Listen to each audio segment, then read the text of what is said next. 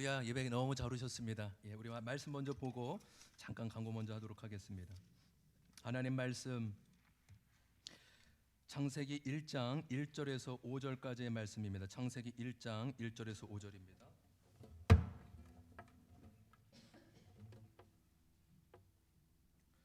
찾으셨으면 저와 한 절씩 교독하며 읽겠습니다. 태초에 하나님이 천지를 창조하셨다.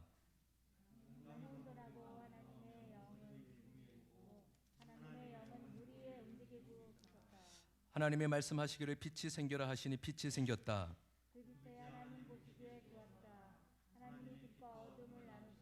다 함께 읽습니다. 빛을 낮이라 하시고 어둠을 밤이라 하셨다. 저녁이 되고 아침이 되니 하루가 지났다. 아멘. 오늘도 빛 되신 하나님이 우리의 심령 가운데 임하기를 소망합니다. 여러분 오늘 비 오는 가운데도 비 내리고 있나요 지금요?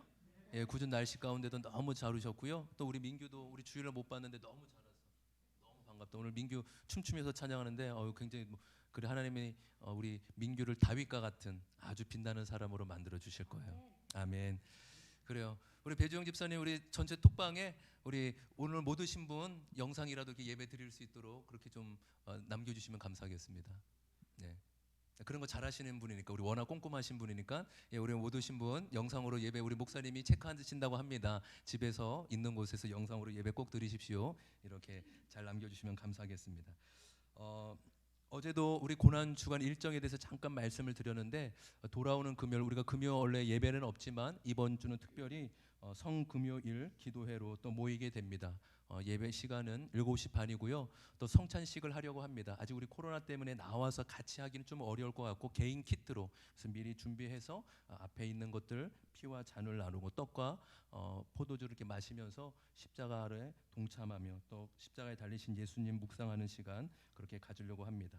금요일 성찬식에 또 사모하면서 은혜를 사모하면서 나와주시길 바라겠습니다.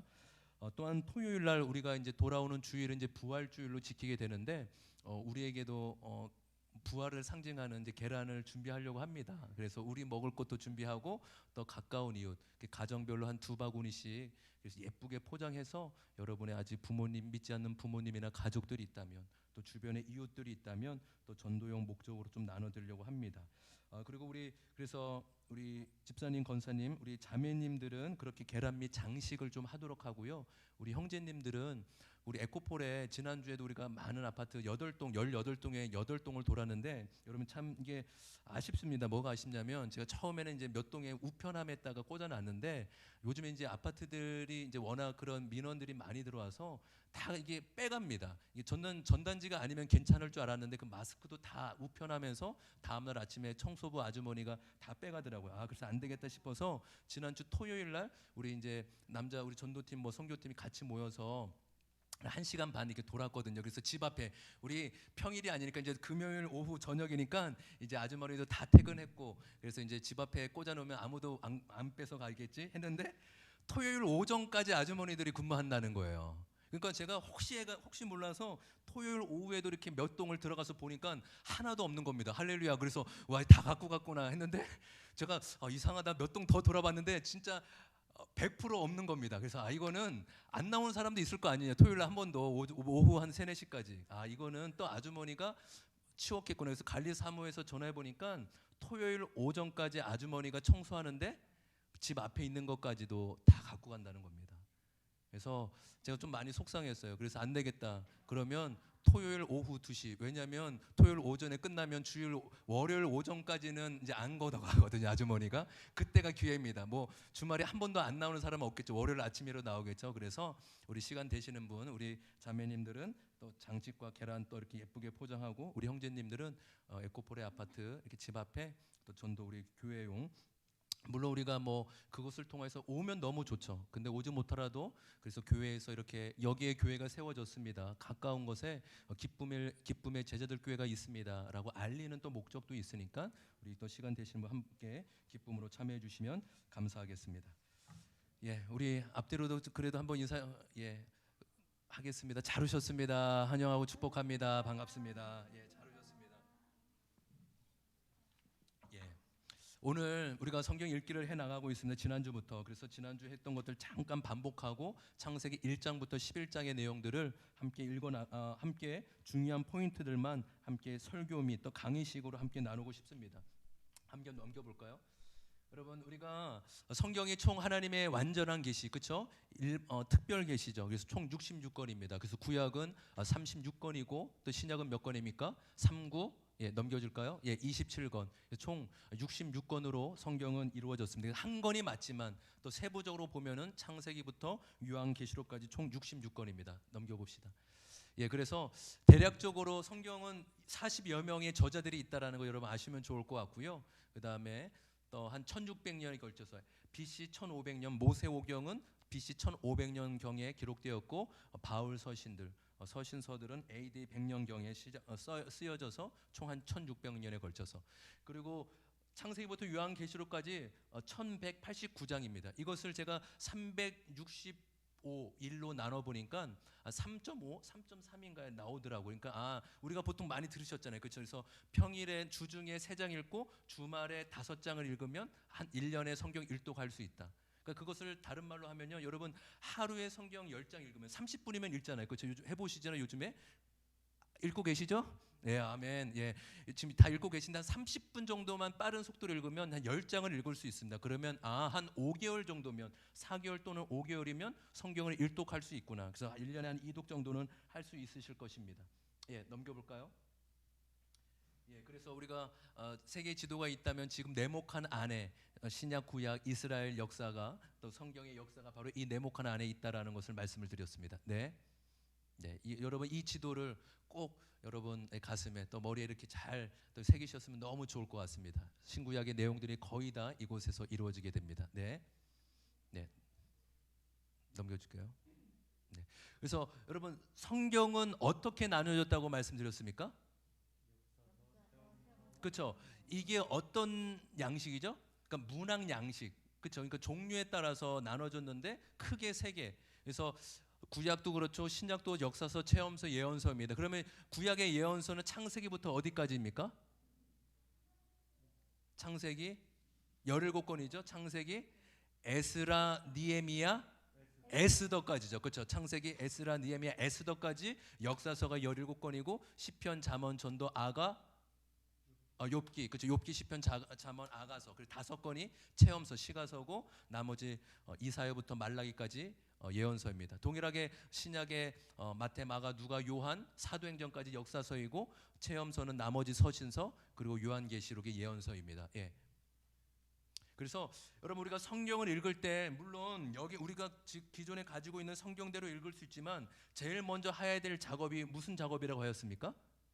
어떤 순서대로 성경을 나열하는 게 중요하다였죠?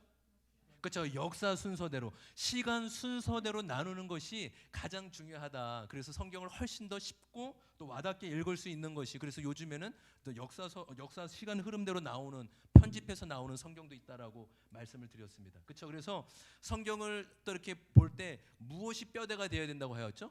그럼 성경을 읽어 나갈 때, 그렇죠. 역사서죠. 넘겨볼까요? 그래서 이 역사서들, 신약도 마찬가지입니다. 그래서 신약도 읽기표에 보면은 사도행전을 기준으로 서신서를 끼워 넣어요. 사도행전을 다 읽고 서신서를 차례대로 읽는 것이 아니라 사도행전 안에 1차, 2차, 3차 전도 여행 때 바울이 무엇을 썼는지를 끼워서 읽는 겁니다. 이해되시죠? 그리고 넘겨봅시다. 그래서 성경을 지금 이 그림을 잘 이렇게 보시면 너무 좋을 것 같아요. 제일 위에가 뼈대를 잡는 기준이 무엇이라고요? 역사서죠. 그렇죠. 역사서 17권의 역사서를 기준으로 성경을 보아야 된다라고 말씀을 드렸습니다. 근데 그 17권의 역사서 중에서도 시간의 흐름이 없는, 사건의 흐름이 없는 역사서가 있다고 했죠. 무엇입니까? 그렇죠. 레위기, 신명기, 룻기, 역대상하, 에스더입니다. 왜 그렇습니까? 레위기는 어디서 받은 말씀이죠? 시내산, 그렇죠? 시내산에서 모세가 받은 말씀입니다. 그리고 신명기는 무엇이죠? 그렇죠? 모세의 설교 어디에서? 그렇죠? 가나안 땅에 들어가기 직전에 이제 출애굽 2세들에게 한 건데 어디 지역이었죠? 그렇죠? 모압 평지. 모압 평지입니다. 그래도 이렇게 말씀드리면 그래도 이해 다 기억나시죠? 할렐루야. 예, 하여튼 하나님이 우리에게 지혜를 주셨습니다 이미. 예, 그래서 룻기는 이미 사사기 시대 때 계셨던 존재하였던 여인 그쵸 이야기입니다. 그리고 역대상하는 열왕기 상하에 포함이 되죠, 그렇죠? 근데 역대상하는 어디 나라만의 역사를 다루고 있다고 하였죠?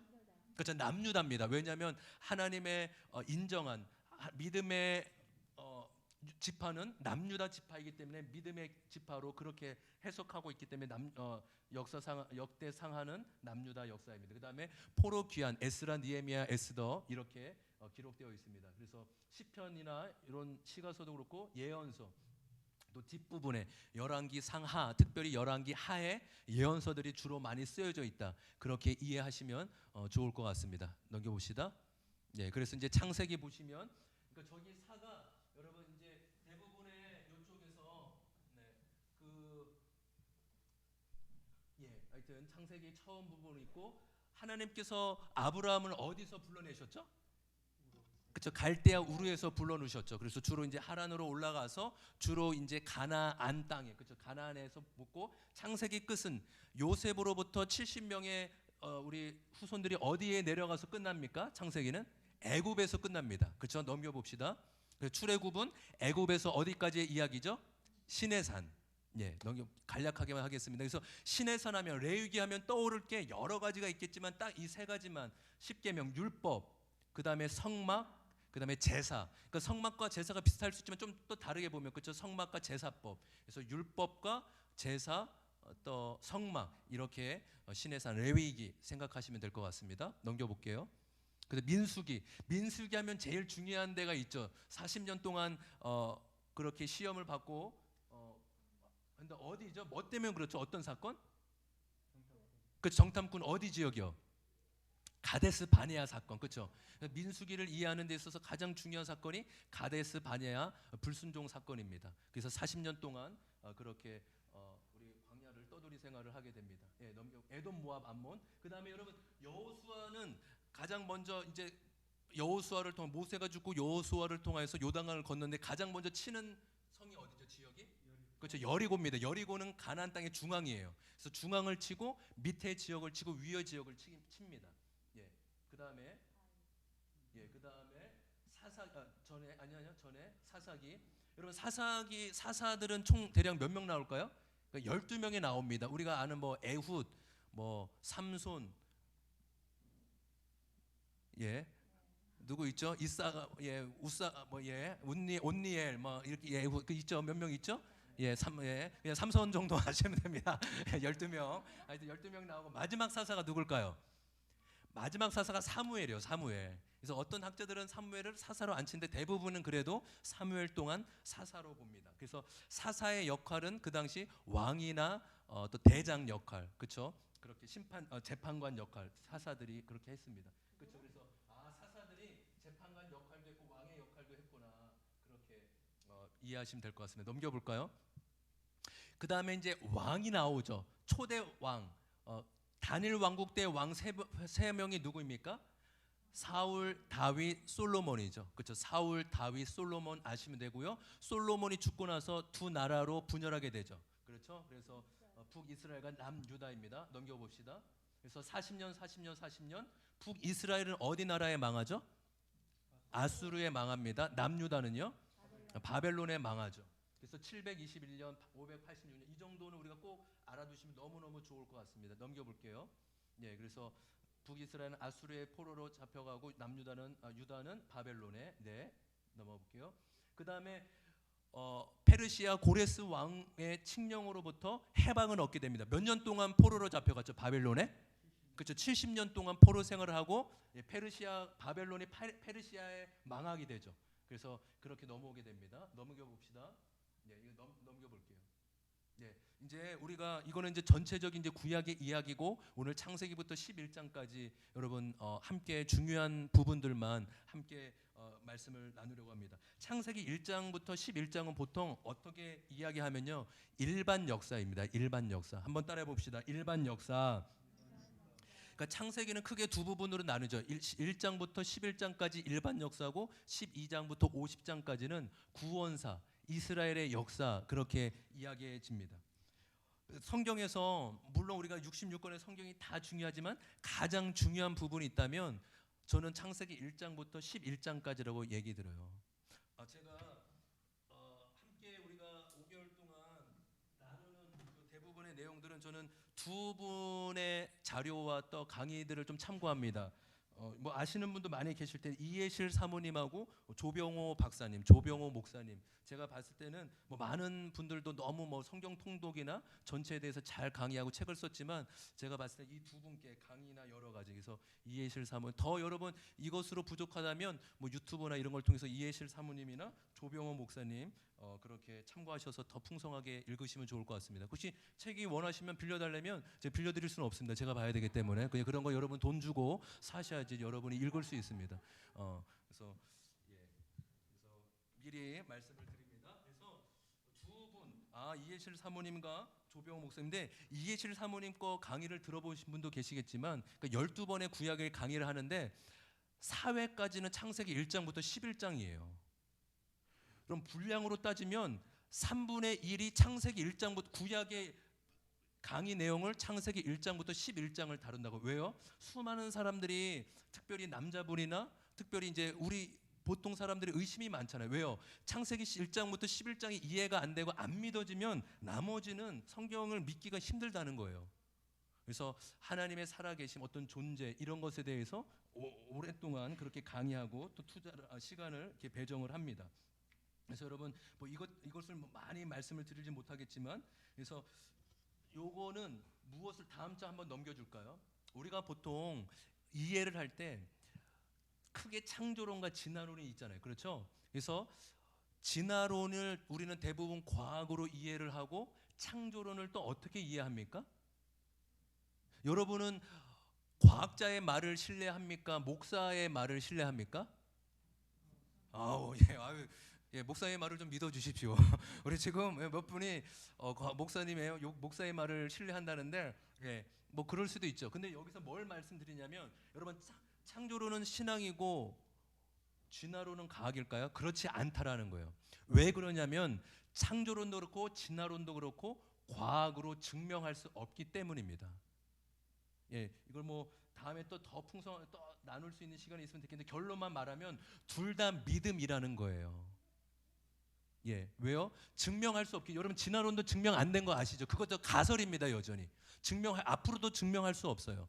가설이고 이론이죠. 그래서 둘 중에 무엇을 믿느냐 합니다. 그래서 여기 보십시오. 너는 나는 아메바로부터 인간이 만들어진 것을 나는 믿어. 그건 과학이 아니요. 난 그것을 믿는다. 그리고 또 창조론은 무엇입니까? 나는 그럼에도 하나님이 살아계신 걸 믿어라는 겁니다. 넘겨볼게요. 그래서 다른 사람들이 이것을 지적 설계론, 누군가 지혜가 있는 지적인 존재가 설계하였다 우주 만물. 그러니까 한치의 오차도 없이 동일하게 운행이 된다 이렇게 얘기하기도 합니다. 넘겨봅시다. 그래서 이제 창세기 보면은 자연 과학자이신 하나님의 이야기가 나오고 넘겨봅시다. 여러분 우리가 창세기 1장부터 11장까지를 읽어 나갈 때 두 가지 중에 하나를 택해야 돼요. 뭐냐면 이거는 꾸며낸 이야기야, 신화야. 또 다른 것은 무엇일까요? 이것은 사실이야, 역사야 라는 겁니다. 여러분 이 창세기 1장부터 11장으로 읽을 때 그냥 다른 책처럼 꾸며낸 처럼 신화처럼 읽으시면 안 돼요. 이게 정말인가? 이거 진짜 역사적인 사실인가? 진짜 에덴 동산이 있었나? 정말로 이런 일이 있었나? 라고 여러분 생각하셔야 됩니다. 여러분 우리 몸이 무엇으로 이루어졌대? DNA로 이루어졌는데 DNA가 언제 과학적으로 발견이 된지 아십니까? 대략 100년 전쯤이래요. 100년 전쯤에 과학자에 의해서 우리 몸에 DNA로 구성되어 있다는 걸 알게 됐죠. 그러면 DNA는 언제부터 있었을까요? 100년 전부터 있었을까요? 그러면요. 언제부터 있었죠? 그렇죠? 그러니까 하나님이 아담을 지을 때부터 DNA는 있었던 거죠. 그렇죠? 예, 지금 제가 1시간짜리를 강의를 한 1분 만에 하려니까 힘든 겁니다. 그냥 예, 여러분 그냥 이해하시고 더 이거 말도 안 된다. 아니 무슨 말 같지 않아. 그러면 아까 말했던 두 분의 강의를 꼭 한번 들어보시길 바라겠습니다. 뭐 창조가 강의나 그렇죠. 그래서 이미 하나님이 아담을 지을 때부터 DNA를 만드셨고 100년 전이나 100년 전에야 그것을 인간이 발견하게 되었구나. 그렇게 우리는 읽을 수 있다라는 것입니다. 넘겨봅시다. 예, 그래서 보세요. 하나님이 인간을 만드셨을 때, 그렇죠? 이미 난자와 정자 안에 인간의 모든 DNA를 심겨 놓으셔서 태어날 때부터 우리는 살아있는 존재로 지음을 받았다라고 말씀을 드릴 수 있을 것 같습니다. 넘겨봅시다. 예. 그래서 아까 말씀드린 대로 1장부터 11장까지는 인류 일반 역사이고 또 성경의 전체의 DNA를 담고 있습니다. 넘겨봅시다. 예. 여러분 성경에 주제가 있습니다. 그러니까 오늘 이제 창세기 1장부터 11장을 다루지만 이것이 왜 중요하냐면 이 주제가 성경 전체의 주제이구나. 성경 전체를 이해하고 통독하는 데 있어서 가장 중요한 핵심이구나라고 볼 수 있을 것 같아요. 네. 안 되는 오늘 이거 안 되죠? 내일은 되나요? 네, 네, 네. 그래요. 예, 알겠습니다. 그래, 좋은 거 샀는데 6만 5천 원짜리 지금 쓸 수가 없어서 참 아쉽습니다. 예, 쓸 날이 있을 겁니다. 예, 될 날이 있을 거예요. 우리 창세기 1장 27절, 28절 봅시다. 제가 중요한 포인트만 몇 군데 읽어 내려가도록 하겠습니다. 창세기 1장 27절, 28절입니다. 같이 함께 읽어보겠습니다. 26절, 27절 있습니다. 26, 27, 28절까지 세 절을 읽도록 하겠습니다. 시작. 하나님이 말씀하시기를 우리가 우리의 형상을 따라서 우리의 모양대로 사람을 만들자. 그리고 그가 바다의 고기와 공중의 새와 땅 위에 사는 모든 들짐승과 땅 위를 기어다니는 모든 들짐승들을 다스리게 하자 하시고 하나님이 당신의 형상대로 사람을 창조하셨으니 곧 하나님의 형상대로 사람을 창조하셨다. 하나님이 그들을 남자와 여자로 창조하셨다. 하나님이 그들에게 복을 베푸셨다. 하나님이 그들에게 말씀하시기를 생육하고 번성하여 땅에 충만하여라. 땅을 정복하여라. 바다의 고기와 공중의 새와 땅 위에 움직이는 모든 생물을 다스려라 하셨다. 아멘. 여러분 하나님이 인간을 만드셨는데 어떠한 무엇으로 인간을 만드셨다고 하셨습니까? 그러니까 하나님의 형상으로 인간을 지으셨죠. 그러니까 이 하나님의 형상이란 신학적인 의미가 많은데 저는 가장 쉽게 이렇게 정의하고 싶어요. 뭐냐면 하나님의 형상이란 하나님을 닮은 존재로 만드셨다라는 것이죠. 그러니까 하나님은 다른 피조물은 흙으로 지으셨는데 왜 인간만이 하나님의 형상으로 지으셨을까? 하나님 닮게 만드셨구나. 왜요? 바로 이 두 가지의 목적을 위해서. 하나님과 사귀면서 하나님과 교제하며 하나님을 알 수 있도록 하나님의 형상을 만드셨고 또 하나는 무엇입니까? 바로 다스리라는 것이죠. 무엇을요? 바로 하나님을 대신해서 다스리라는 것입니다. 여러분, 이 나를 대신해서 너희가 하나님의 형상으로 지음받은 인간들 우리들로부터 네가 나를 대신해서 이 땅에 하나님처럼 다스리라라고 우리에게 말씀하셨죠. 이것을 다른 말로 저는 권위라고 얘기하고 있습니다. 우리는 이 다스림이라는 단어를 나올 때 마치 이렇게 정복하고 번성하라 이런 이야기 때문에 뭔가 뭐 무섭게 뭐 쟁취하고 그렇지만 성경적인 의미는 그렇지 않습니다. 농부가 밭을 가꾸고 경작하듯 아름답게 만들어가는 거, 애써서 세밀하게 힘써서 가꾸어 나가는 것을 다스린다라는 성경적인 의미입니다. 하나님이 모든 인간을 이렇게 지으셨기 때문에 시시한 인생이 없을 줄 믿습니다. 할렐루야. 여러분들도 그렇고 또 우리에게 허락된 자녀들도 마찬가지예요. 여러분, 우리 자녀들 중에 저는 참 오늘도 이제 한 청년이 이제 미국을 이제 며칠 뒤에 간다고 인사하러 이제 점심에 왔어요. 그 친구가 이런 얘기해요. 목사님, 자기가 미국에 요번에 뭐 교환 인턴으로 가게 됐대요. 그래서 한 5개월 동안 나라 국가 장학금이 나오는 거예요. 많지는 않다면 120만 원. 근데 그거 되기 위해서 얼마나 많이 영어 공부를 준비하고 영어로 인터뷰해서 뭐 된 거예요. 근데 그 친구가 이렇게 얘기해요. 목사님, 저는 세상이 이렇게 넓은지 몰랐어요. 제가 고등학교 때 세상이 이렇게 넓고 미국이 있고 또 여러 나라가 갔다 올 기회만 한 번이라도 있었더라면 자신의 비전과 꿈이 달라졌을 거예요. 이렇게 얘기하는 거예요. 그 제가 참 속으로 웃었어요. 야, 너 26밖에 안 돼서 25인가 6배. 너 한참 넌 시작도 안 됐어. 뭘 지금 늦었다는 게 어떻게 된 거냐? 근데 그만큼 사춘기 때 좀 더 넓은 세상, 내가 해야 할 일, 나의 사명이 무엇인지를 고민하고 바라봤을 때 더 멋지게 준비해 나갈 수 있다라는 것을 얘기하고 있습니다. 저는 분명히 하나님을 믿는 사람, 아니 하나님은 모든 인간들을 시시하지 않고 하나님이 영향력 있고 하나님이 아름답게 만드셨음을 믿습니다. 그래서 이 사명, 이 비전, 내가 하나님 대신해서 이 땅을 다스리는 사람으로 나를 지으셨구나, 나를 만드셨구나. 바로 이 놀라운 권위를 우리에게 주셨다라는 사실입니다. 우리 한번 봅시다. 더 나아가서 우리 창세기 22장 22절 23절입니다. 창세기 2장 22절 23절 같이 한번 읽어보겠습니다.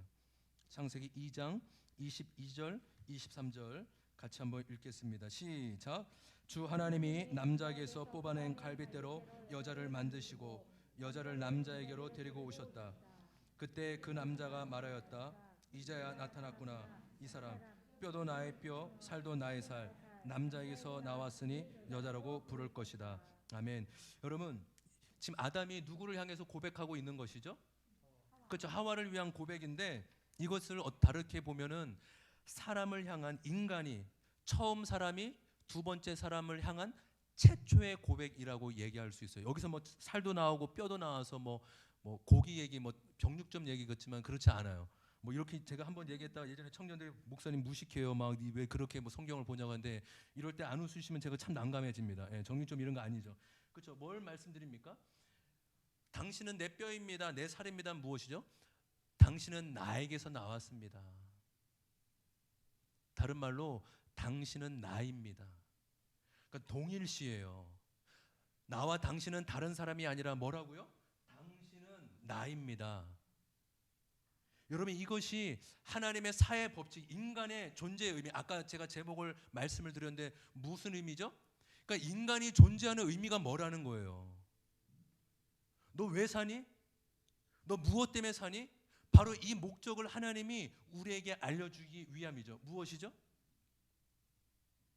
무엇이에요? 너는 나다. 예수님이 율법을 최종 정리한 말씀이 있죠. 무엇이죠? 가장 최고의 계명. 그렇죠. 하나님 사랑, 이웃 사랑이잖아요. 내 몸, 이웃을 뭐라고 했죠? 내 몸을 내 이웃과 그렇죠. 내 이웃을 내 몸과 같이 사랑하라. 이것이 창조의 원리랑 똑같은 거죠. 이미 하나님이 말씀하신 것을 예수님이 그대로 말씀하신 거. 너와 나는 하나입니다. 너와 나는 동일합니다라는 의미입니다. 그래서 여러분, 이 마지막 건 조금 어려운 주제인데 이것은 성경 전체를 이해하는, 인류는 하나이구나. 조금 다른 주제인데 하나님은 아담 안에서 인류를 보았죠. 그래서 아담이 범죄가 나도 범죄하였다 보았고요. 예수님의 순종을 나도 순종했다. 그래서 인류의 대표는 두 사람밖에 없어요. 아담과 예수 그리스도. 왜요? 인류의 연대성이기 때문입니다. 그래서 뭐라고요? 인류는 하나로 연결되고 관계되었다라는 것입니다. 여러분, 지금 아직도 우크라이나 전쟁이 끝이지 않았잖아요. 여러분, 우리 믿는 자는 그런 거, 사회적인 문제, 뭐 동성애, 인권 문제에 관심이 있어야 돼요. 왜요? 하나님은 그것을 원하기 때문입니다. 할렐루야. 바로 인류는 너와 나는 남이 아니야. 그 사건은 남이 아니라 지금 우크라이나 그래 전쟁으로 살인받고 죽임을 당하고 먹지 못하는 건 너의 아픔이야. 똑같은 아픔이야. 네가 기도하지 않고 네가 관심 갖지 않으면 누가 관심을 갖니? 우리에게 하나님 말씀하시는 거죠. 여러분, 우리의 기도의 영역과 사랑의 영역이 넓혀지기를 소망합니다. 그래서 세상에서 일어나는 일, 인권의 문제에 대해서 여러분, 우리가 믿는 자로서 우리 그 권위를 사용할 수 있는 은혜가 있기를 소망합니다. 그래서 이것이 존재의이구나, 우리가 살아가야 될 목적과 이유구나라고 이해하시면 좋을 것 같습니다. 넘겨볼게요. 하나님이 그 다음에 선악과를 만들었죠. 바로 선악과는 관계 설정입니다. 선악과의 설교는 제가 너무나 중요한 우리의 창조의 시작, 우리의 신앙의 시작이기 때문에, 기준이기 때문에, 앞으로이기 때문에 간단하게 말씀을 드리겠습니다. 선악과의 의미는 무엇입니까? 진짜 왕은 나다라는 거예요. 하나님이 우리에게 주신 최고의 선물이 무엇이었죠? 아까 다스리라는 것이 다른 말로 무엇이었죠? 권위였죠. 그 권위는 하나님만 가지고 있는 건데 누구한테 주셨다고요?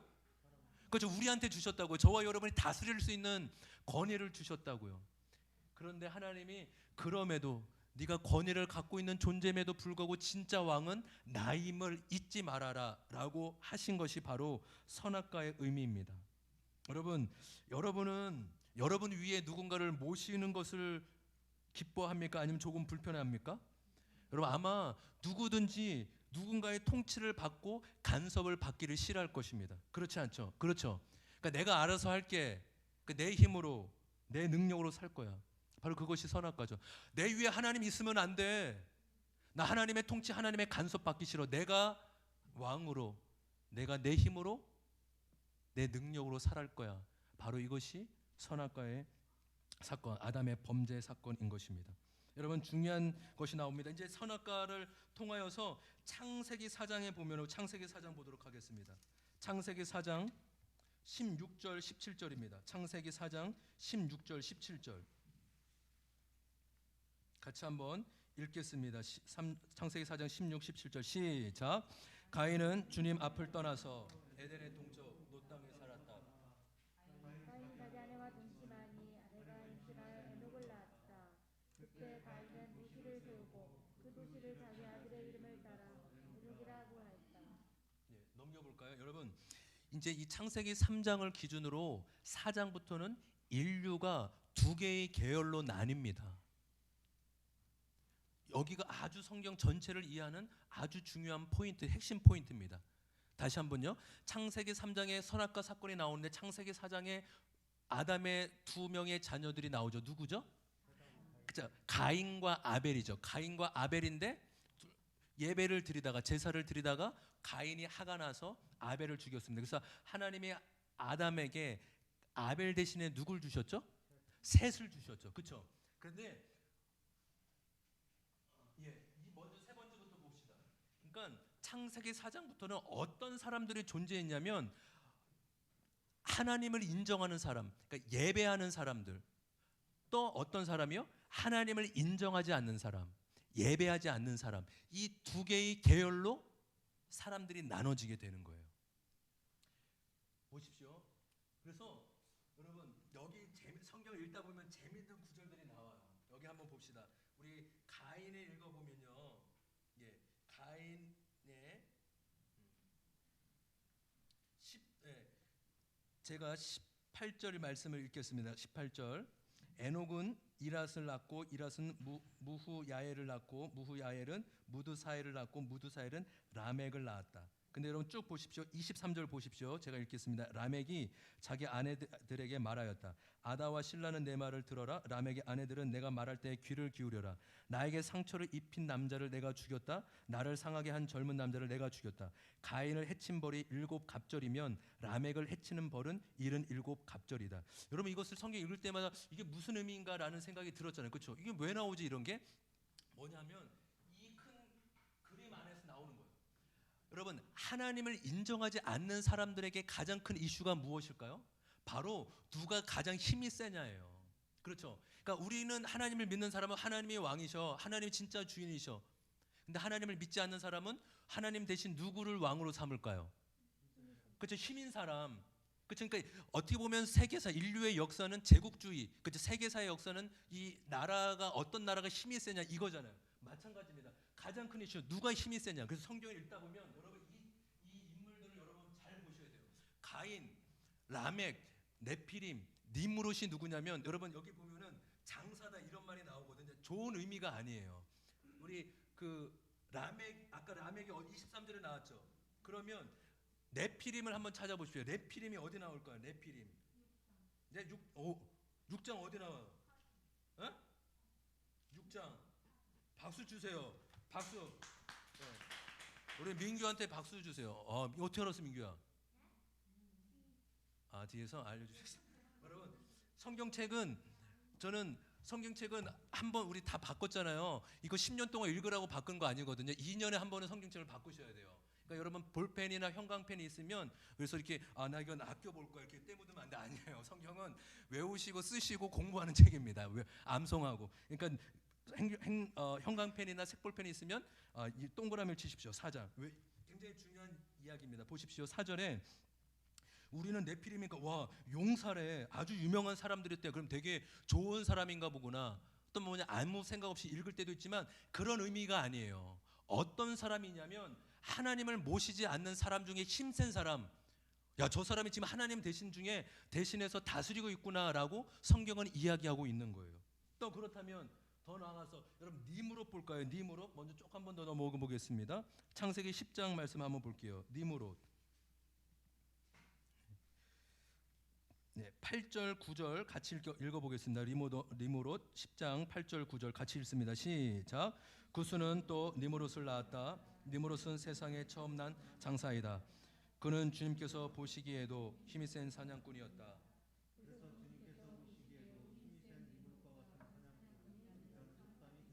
여러분 이것이 이런 이야기가 왜 나올까? 무슨 의미일까? 바로 이것을 알고 있을 때 니무롯 네피림이 주목하는 인물이구나.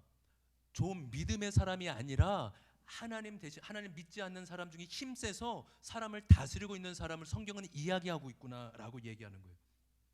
근데 그래서 등장인물. 근데 여러분 창세기 4장 보면은 막 인류가 발전하는 얘기 나오잖아요. 그래서 성도 쌓고 무기도 개발이 되고 하나님을 믿지 않는 사람들이 하나님 대신해서 문화를 발달시키고 성을 쌓아서 높아지려고 하는구나라고 여러분 이해하시면 좋을 것 같습니다. 넘어가도록 하겠습니다. 우리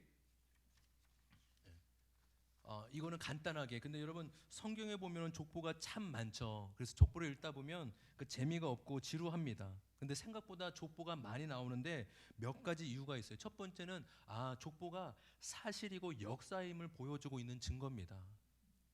족보가 있는 이유가 이거 진짜 있었던 일이구나, 진짜 존재했던 사람이구나라는 것을 보여주기 위함이고, 또 하나가 있어요. 뭐냐면 의도적인 방향성을 갖고 있다라는 것입니다. 여러분 창세기 5장 봅시다. 창세기 5장의 족보가 쭉 나오거든요. 아담의 자손을. 근데 아담의 자손 중에 족보 얘기가 쭉 나오다가 한 명을 등장시키기 위해서 나옵니다. 29절 30절 우리 같이 창세기 5장 29절 같이 한번 읽어보겠습니다. 시작. 그는 아들의 이름을 노아라고 짓고 말하였다. 주님께서 저주하신 땅 때문에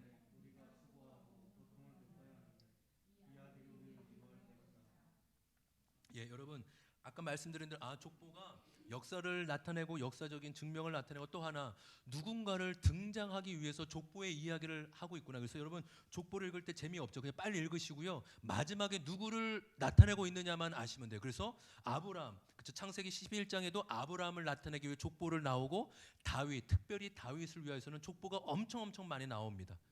그렇죠. 그래서 족보에 대한 의미를 좀 이해하시면 좋겠고요.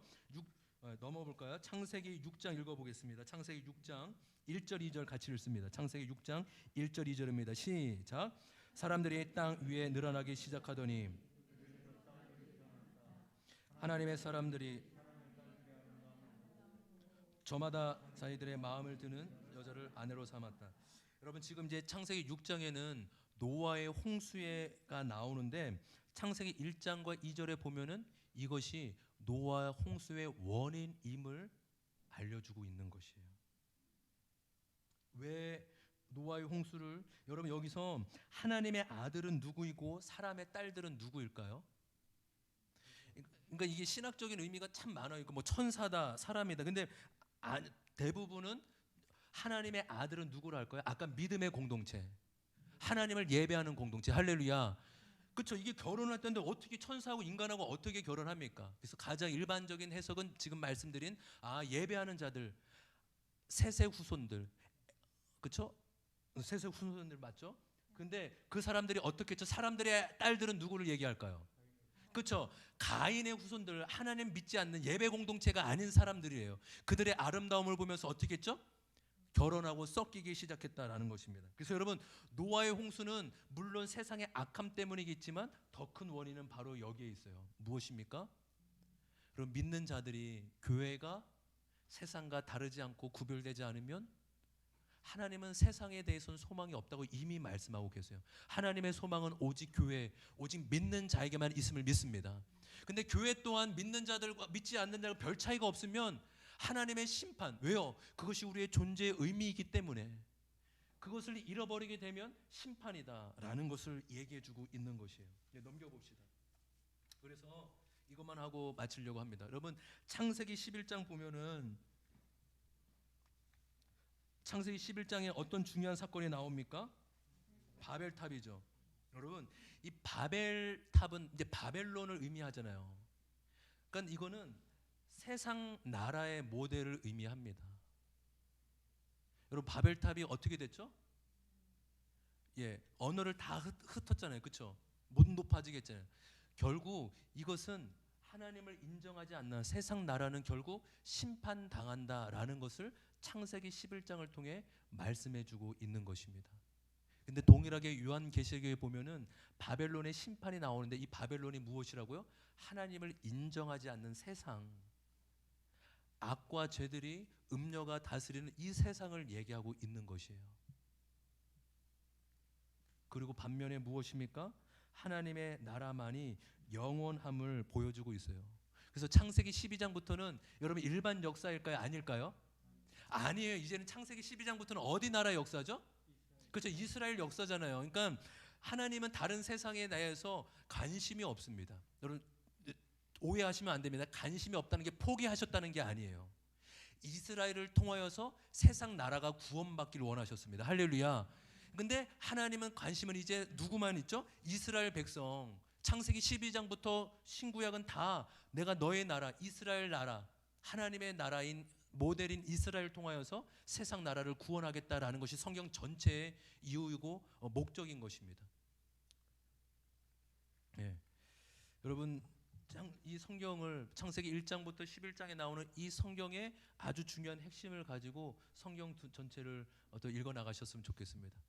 다시 한번 복습하는 마음으로 창세기 3장 사건 이후로 두 개의 계열이 나눴는데 어떤 계열이죠? 그렇죠. 셋과 가인. 그렇죠. 뭐 아벨 또는 가인 계열, 또 아벨이 죽고 셋과 가인. 근데 그 왜 두 개의 계열로 나눠졌죠? 무엇을 중심으로요? 그렇죠. 선악과 하나님 중심으로. 하나님을 인정하느냐, 하나님을 인정하지 않느냐, 하나님을 예배하느냐, 하나님을 하지 않느냐. 그러면 하나님을 모시지 않는 인간 세상에서 가장 큰 이슈가 무엇이죠? 그렇죠. 누가 힘이 세냐? 그래서 누가 등장했어요? 아까. 그렇죠. 라멕, 니므롯, 네피림. 그렇죠. 네피림의 나중에 나오는 인물 중에 네피림이 누가 있을까요? 블레셋의 골리앗. 그러니까 이런 그 이상한 사람들 있잖아요. 그렇죠. 힘센 사람들이 다 네피림 후손들이에요. 그러니까 이 사람들이 하나님 대신해서 내가 왕이 돼서 내가 다스려 보겠다 하는 사람들입니다. 성경은 그 사람들 이야기하고 있죠. 너무 노아의 홍수의 원인은 무엇이었죠? 그렇죠. 하나님의 사람들이 그렇죠. 세상의 사람들과 섞이면서 존재의 의미를 잃어버리기 때문에 이거는 노아의 홍수만이 아니라 구약 이스라엘이 망한 이유도 똑같습니다. 세상 나라와 구별되지 않았기 때문에 망하고 그렇게 심판받게 된 것입니다. 그래서 창세기 11장 바로 이 바벨탑 사건을 기준으로 세상 나라가 아니라 하나님의 관심과 부르심은 이제 세상 나라가 아니라 하나님의 나라 이스라엘을 통하여서 하나님의 나라를 세워 나가십니다. 이것이 성경 전체의 주제입니다. 여러분 이것을 한 30시간의 강의를 30분에 끝냈습니다.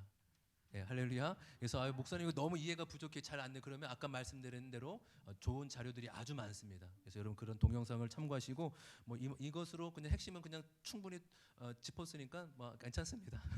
할렐루야. 우리 같이